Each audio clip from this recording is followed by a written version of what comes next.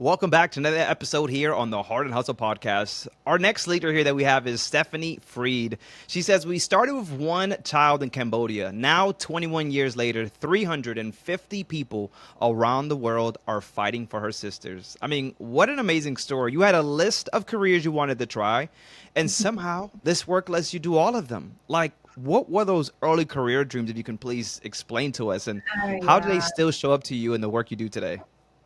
Well, I just feel so grateful in my life because, growing up, I just wanted to live a million lives, right? I wanted to go into law enforcement. I wanted to be a social worker. I thought, man, I'd love to be a psychologist. Then I loved the travel aspect. So it's like, maybe I should be a travel agent, a airline steward, a stewardess. It was just like, crazy, but the work that that really married all of those interests, walking into this journey 21 years ago and just getting to kind of experience all of those different dynamics that I always dreamed of. It's been a pretty cool journey. And 21 years ago, what is the first role you take that leads you into this career path now of leading an organization? Yeah, so I've always been really interested in leadership, but the truth about my journey is that 21 years ago, I was a young mother in the Midwest, and I was working at a local crisis center for women, and but my focus was really on raising my two young daughters at the time. And it was my father that actually came home from a series of short-term leadership mission trips to Cambodia in that time frame, and he made our family aware of this issue of trafficking that was taking place uh, pretty extensively during that time. And so he had engaged with this small group of Cambodian leaders who really had a passion and a heart to do something about combating child slavery within their own context. And my father came home talking about, these crazy stories that this Cambodian group of leaders was telling him, and talking about the vision that they had for combating. And I just remember at the time, we were literally sitting around the dining room table as he was defragging this trip. And I remember he just looked across the table at me and he said, Stephanie, what are we going to do about this? And that was a moment that really was not like that light bulb aha Hmm. moment that so many people like to talk Yeah, about. yeah. It was more of a moment of just feeling really angry to even know that child slavery still existed in our world. Back then, we weren't really talking about this issue. And so it was very overwhelming. And of course, I'm watching my two little girls run around and just not being able to correlate what my father was talking about through these stories of child slavery and my own two little girls. And so I pushed back with my dad and I said, hey, that is not my problem. These little girls are my problem. And I think he knew he hit a nerve right then. And so he kind of backed up and said, well, would you at least research what's going on and research who's doing what and what could be done if somebody did want to do something about this issue? And so that, of course, I said, I love to research. And I began like the 6 month, really intensive season of researching everything I could find on the issue Wow. of child slavery, and especially in the context of what was going on in Cambodia. And Efrain, that was just like you know, the gunshot that started this journey for me, was that challenge from my father. I'm telling you, I always say a conversation, a story, an experience could change somebody's life, Yeah. and really change the trajectory of what it actually looks like. And the conversation with your dad, definitely changed the trajectory of what it was that your life was going to actually look like without you probably knowing. All right, to you it was just a little bit of research. To you it was a conversation, but then you started to realize as you're looking at statistics. Wait a moment, this is a big problem, and I want to be. You can't clearly fix the whole thing, but you could definitely be a small part of change, and you have been for all these years. Yeah, you talked a minute ago about finding statistics, and I remember this statistic that I found in that first 6 months of initial research where UNICEF was already reporting all those years ago, more than 20 years ago, they were already reporting that more than 1 million children globally were disappearing into trafficking every single year, every year. And that statistic was, well, I couldn't even wrap my mind around what it would look like for 1 million children just to be disappearing into this worst form of child exploitation that could possibly happen to any vulnerable people group, disappearing every single year. Um, and then on the other side of that, I became so overwhelmed. It was like this heartbreaking statistic, but then on the other side, it's like you go to this place of like complete overwhelm. What could be done about that? What even can be done about 1 million children disappearing every year into this issue? And so I'm really thankful that I we come from a faith-based perspective here at Rafa, and one of the things I'm really grateful for is that parable of the one lost sheep. That I could just kind of lean into that and think about, if we can help even one of these children, is it worth it? Is it worth it? What if Hmm. she's one in 1 million? Is it still worth it? And the answer then was yes. And the answer today is still a resounding yes. Every single girl that we get to serve at Rafa makes it all worth it. Tell us a little bit about the name for those that may not know what the name actually stands for, because it actually stands for something, doesn't it? Yeah, so Rafa is a Hebrew word, and it actually means healing. So a literal translation of our name is Healing International. But Rapha is a Old Testament word that God took that word and he connected it with his name, and he made a new covenant with his people. He said, if you'll keep my commands, I will be the God who will heal you. And so we loved that covenant, and the name really fit our organization and our purpose. Can you take us back to 2003? You have an interesting story, opening your doors, in, I think it was Bang for the first time. Is that what it Yeah, was? yeah, and Can you take bottom us bar. back to that? What was it like? Well, after about 6 months of just really hardcore research into the issue, I agreed to go and meet this group of Cambodian leaders who really wanted to do something about this in their own context. And so I landed in Battambang, Cambodia, all by myself, just hoping, somebody was going to be there at the airport to get me on the other end. And I just had the most amazing, that first trip, just the most amazing few weeks with this group of leaders as they just poured out their heart about this issue, story after story. And then also their vision of how they really wanted to combat for the children that they were seeing disappear throughout their region. And so at the very end of this first trip, I had this crazy opportunity to go on a retrieval of a little girl. She was about 12 years old at the time, that she had actually been trafficked there in that area of Battambang. And I remember the pastor that was kind of leading this charge at the time, when he gave me this invitation to go along with their team and to negotiate again for this little girl. I remember that he said to me, "Hey, Stephanie, are you going to be okay if we're not successful in this endeavor?" And I would just say, I was so new to this. I couldn't even really understand, what that question meant until I ended up I ended up in it's a really crazy story.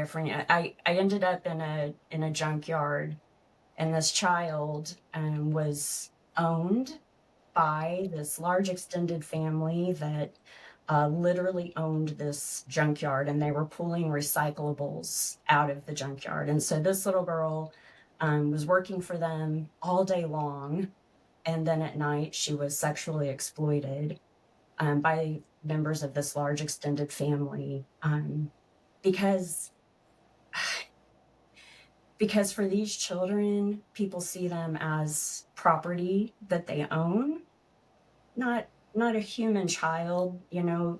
This family had their own children that I encountered that day in that space.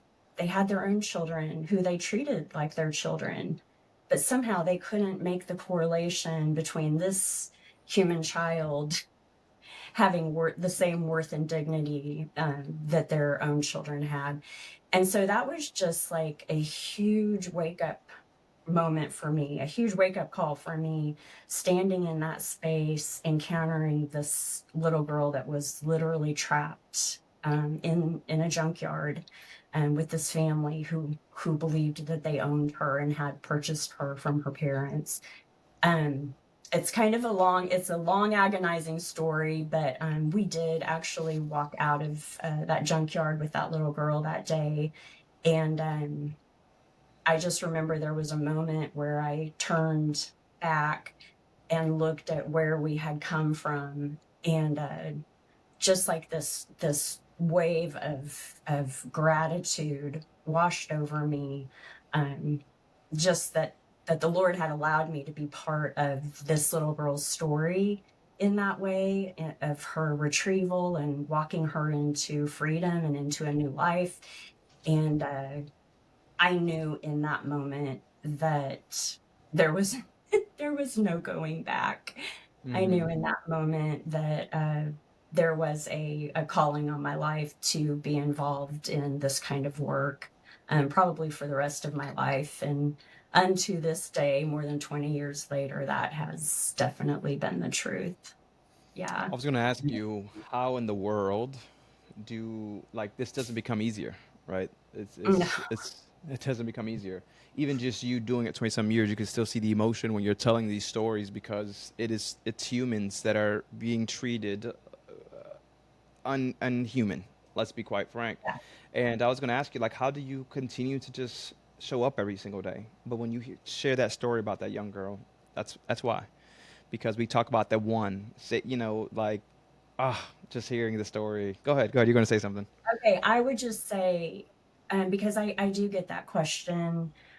And I would say we have seen so much hope and healing over the past 20 years of doing this work. And if it wasn't for that, I think we would have just been dead in the water a long time ago. But because of the hope and the healing that we get to see firsthand, man, it makes it so worth it. And obviously, not all of our stories have happy endings, right? A lot of our stories don't end well.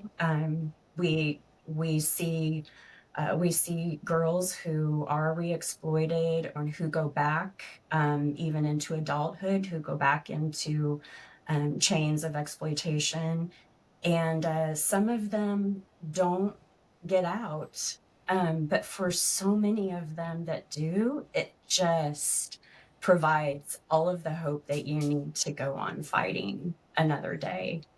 And I would say also one really cool thing, here we are a couple of decades later. And so we now have girls that we served in our programs, in our safe house programs. We now have girls that we served coming back to serve with us in all kinds of positions. We have girls young women who are now serving in social worker positions, who are serving in counseling positions, who Mm-hmm. are serving in like HR and admin type of positions. And so that has just been a really neat thing just in the last few years, as we're seeing these girls get into adulthood and come back with the same passion to serve other girls in the place Yeah. where they once were. If the Heart and Hustle podcast has ever sparked any idea or made you think differently, do us a favor. Make sure to guys share this, post it on LinkedIn, or even text that nonprofit friend that you just have. Whatever works, this is what keeps the conversation going and allows us to just grow this community together. Seriously, we appreciate you. That's truly amazing, right? Like it's the revolving door, bringing people back in to help others, and we talk about change. That is the change that happens. That we're creating that system where we're going to help others, and those same people will continue to help others. And it's always, I've been someone that's been sexually abused for so many years. So when I sit here and I listen to these stories, it does take someone that is strong to overcome adversity and then say, you know what, I also want to be an advocate, and I want to tell my story as Yeah. hurtful as it is, at times realizing that it's not about us. It's about the people that we can help that are experiencing some of the things that we've experienced or are going to experience some of these things. I always believe we mentioned earlier that conversation with your dad, a conversation, a moment can change your life. When you talk to someone, you hear a story, and you see someone that looks like you or someone that went through something like you. It really changes a lot of different things, and I'm glad that you guys created that that circle where you continue to give back in a sense. And to be quite honest with you, I think if you weren't leading with a mother's heart, like it would be probably a little bit challenging. But that's what changes how you built this organization, right? And talking about your daughters, I can imagine they shaped you into the leader you are today. How did your daughters shape you? Like what are they teaching you to become this leader? Yeah, and they still teach me. So my oldest daughter at this point is a doctor. My second daughter is a Wow. social worker. My third child is my son doesn't know what he's going to do yet, and that's okay. That's okay. Yeah. But both of them, from having a like front seat view into the work of Rafa as they grew up, it just shifted their worldview in an amazing way. Both of them knew from very young ages, from being on the field, from working, or from watching our social workers at Rapha in Cambodia and Thailand and Haiti, watching the counselors, going to the hospital to, visit families who were ill. They found their calling and purpose at a very young age from having that front seat into the work of Rafa. And I would say, watching them experience the development and the work of Rafa, and really helped me also have so much hope for all of the girls that we serve. And I think at Rafa, we do see the girls that we're serving as daughters of our hearts. Our social workers and counselors, our caregivers would say that, and we don't say that in a paternalistic or ownership way, but it's really coming from a place of pouring out love for these girls. Like there is a cosmic kind of love that Mhm. takes place at Rafa through our caregivers for the girls that we're serving. And yeah, I I would. didn't realize your daughters were much older, right? Because you don't look like you have these older kids, Oh, but I well, can imagine you were doing this work while raising young kids. Your yeah. kids got to see mom make these sacrifices. I can imagine there's a lot of sacrifice that you've had to make. What do they say to you, knowing the line of work that mom is doing and still doing? Like I can imagine that those words of encouragement or the things they were saying were also pouring into you and making you say, you know what, I got to keep going. Like, what were your kids saying through these times, or still saying? For sure, for sure. I think, I think, but my daughters, through the years, just always told me how proud they were. Um, Even whenever I would have to be gone for 3 and 4 weeks at a time on, extended trips. I was very fortunate that they weren't jealous of the work that we were doing at Rafa, that they really felt they really felt a part of it. And I think my husband and I both really tried to plant that in them, that they were a part of this and that we couldn't do this work without their support and their involvement. And so I think that that's really important. And whenever you're building an organization, to really have, if you have kids of a certain age, and my kids were very young when we started this work, to really try to bring them in and have them invested in the work as well, and allow them to see the sacrifices that they are making. Um, because this was really an entrepreneurial experience over the Mhm. past 20 years, as Rapha just kind of continued to explode and grow and cross international borders into new regions. And we really wanted our kids to be part of that. And they have been, and they still are, I and love have it. Is found their. Rafa the organization that you founded, or did you just take over? Yeah, so I am on the founding team for Rafa. It started with that challenge from my father back in Hmm. 2002, and the work was birthed in 2003.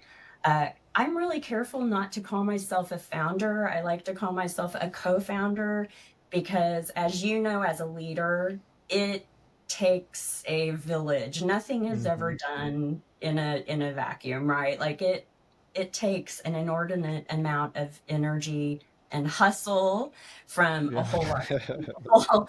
And so there was I call myself a co-founder because there was definitely a group of people. And if that group, if we weren't working as a team, this work would have never happened.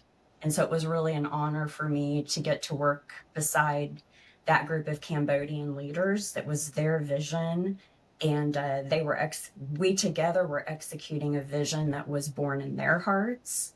And it was something that I got to bring back to the US and kind of get the right people on the bus to help move that vision forward. And that is the nutshell version of how this whole thing began. 20 Yeah. plus years later, here we are, still doing the work. I love it. I love it. And, took a great risk. I couldn't imagine it was a risk, and it was a risk that paid off for sure and is still paying off.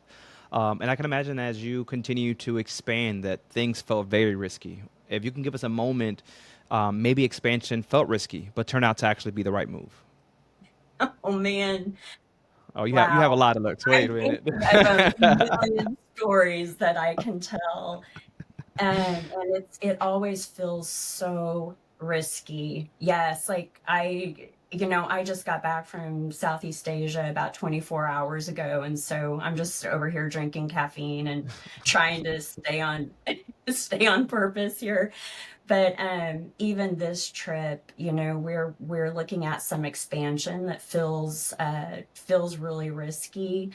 Um, Entering into a vision for a whole new program, and at the same time, Cambodia and Thailand share a common border, and they're in a border conflict currently.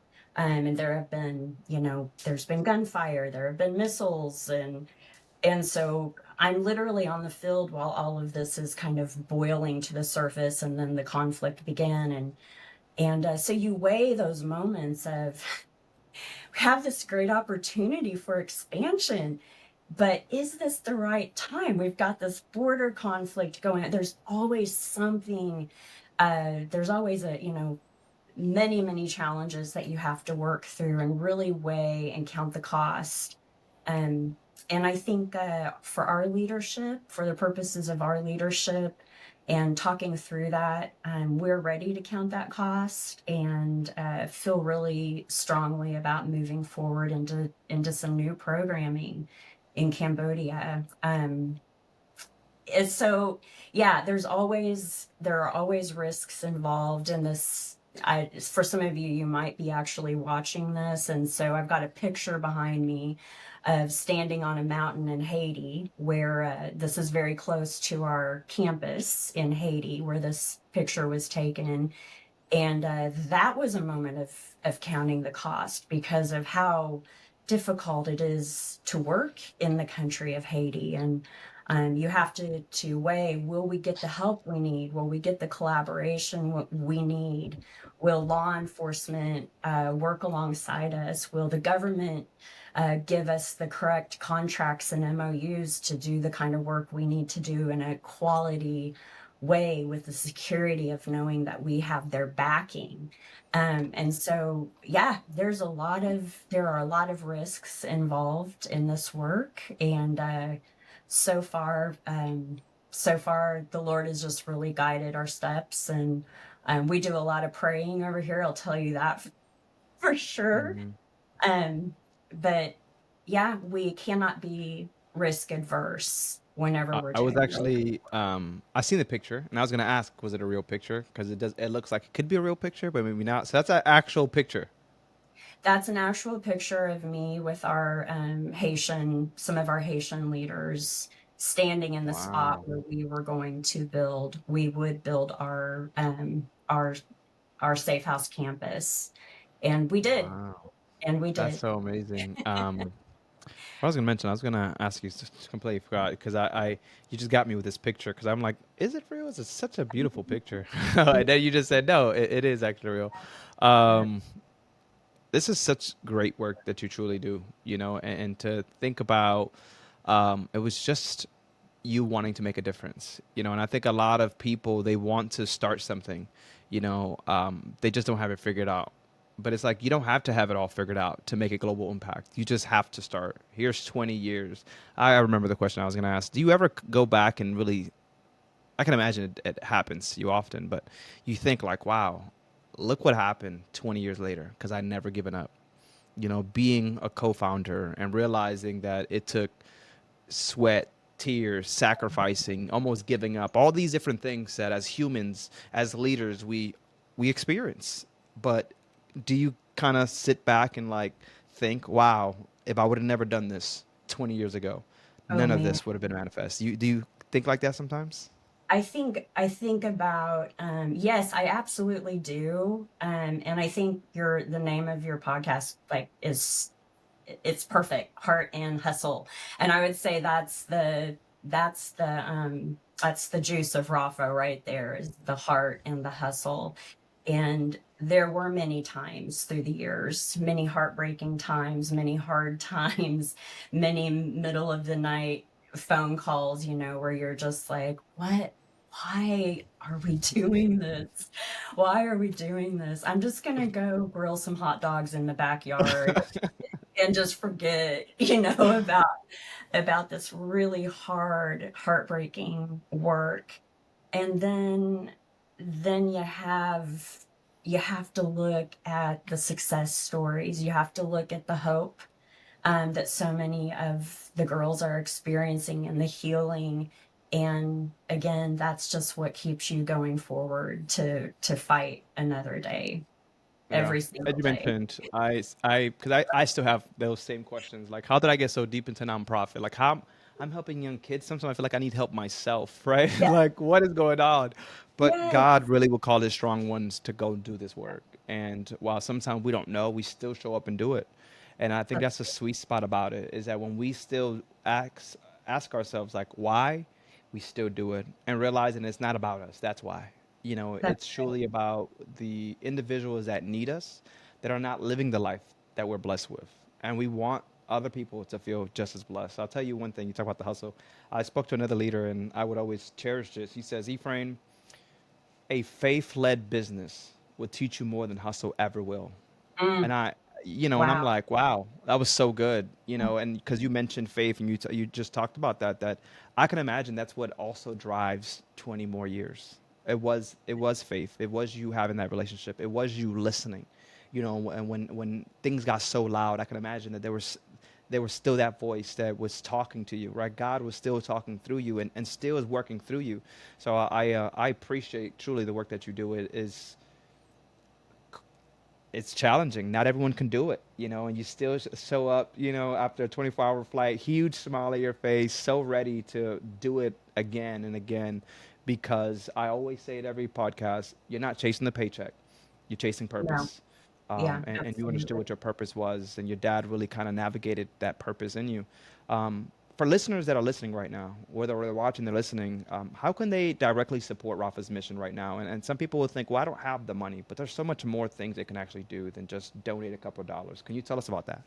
Absolutely. Well, our website is rapha.org, and Rapha is spelled RAPHA.org. And we've got a great website. You can go there and you can learn about lots of great ways that you can Mhm. partner with Rapha and support this incredible work.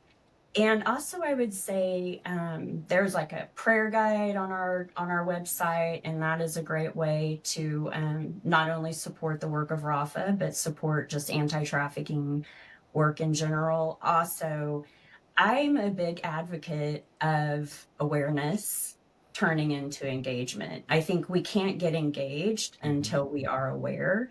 And so the more we can do our research and become aware of what this issue really looks like, because there's a lot of misinformation around human trafficking, and what it looks like to really stand in the gap with survivors. Uh, I think we all have a responsibility to become aware of this issue, and that can definitely happen on our website. You can begin that journey of awareness there. So I would start with the rafa.org website, and from there, who knows where God is going to take you on your journey And are to you guys on become social media? more Do you guys share testimonials or any videos on Oh, social media, yeah. Facebook, Instagram, any of that? Absolutely. Absolutely. Yeah. Follow us on the socials and just become aware, but not just to be aware, right? We Yeah. become aware to become engaged. And Mhm. that will become more clear as you make those steps in. I once had an old missionary who said to me, he said, "Hey, Stephanie, you know, God never rolls back the water before you step in. He's not gonna roll back the water while you're safely standing on the beach." And Mhm. so I just think that that's something, you know, earlier you mentioned showing up. Showing up Mhm. is mission critical, right? As Yeah. nonprofit leaders, we know showing up is mission critical. Stepping in, stepping in and showing up. And then we see the movement and the engagement. Yeah. And that's what it's all about. And I think let's talk to the leaders before we start to wrap it up. What's your message to those leaders who feel scattered in their purpose? Because I think that's another thing Oof, that is kind of oof, going around. oof. Yeah. I would just say, stay the course, lean into your passions.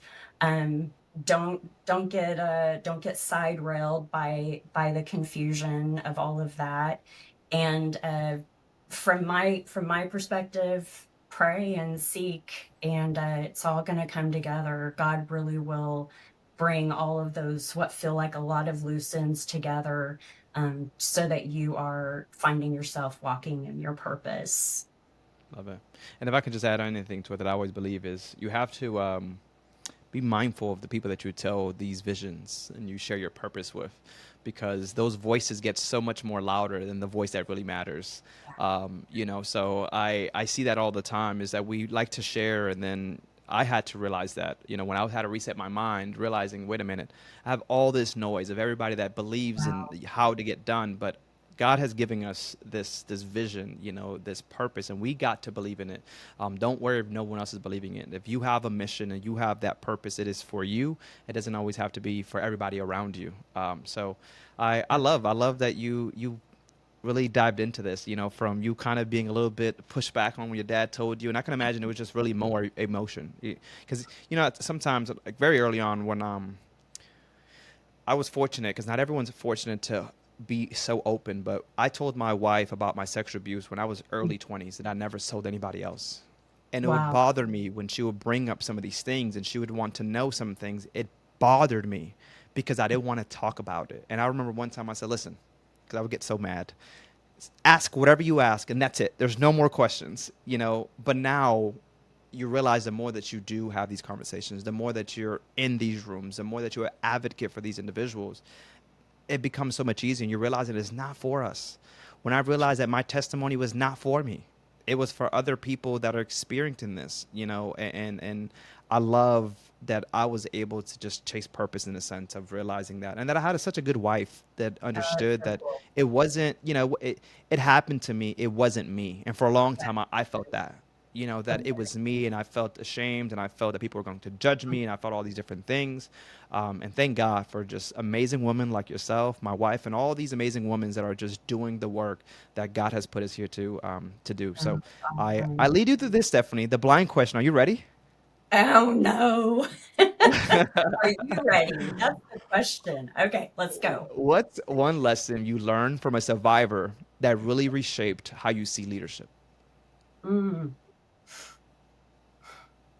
Oh my goodness. I have so many stories. So, picking one really quickly, I would say, one beautiful lesson I learned from a survivor was through art that really you can experience healing in so many ways. But this one young woman, just while we were serving her in our care, she did a lot of art therapy. That was how she really ground in on her healing, and then came back to serve with us in our art therapy department later. And I will just never forget. I've collected pictures that she drew through the years, and seeing her journey through art was so impactful. And I think it's just like having eyes to see in those moments of being able to capture that healing along the way in her creativity. So that was just Yeah, one story. Yeah. Yeah. I love that. I appreciate sharing that. Is there a blind question you would like to ask the next leader that we have here on the Heart and Hustle? Well, I would like to ask a far less serious question. So here's my blind question to the next leader you have on the podcast. Is there a coffee table book on your coffee table right now? And if so, what is it? This will be Okay. my You want to this know? will You be don't want to know what my my book is? wise question. I'll show you my book. It's actually a book I created, and it's a 30-day mindset reset journal. And it's for entrepreneurs, it's for our creatives, and it's really affirmations. It is really allows you to think. I'm a big believer in therapy, so some of the questions, and I go to, let's say, day 18.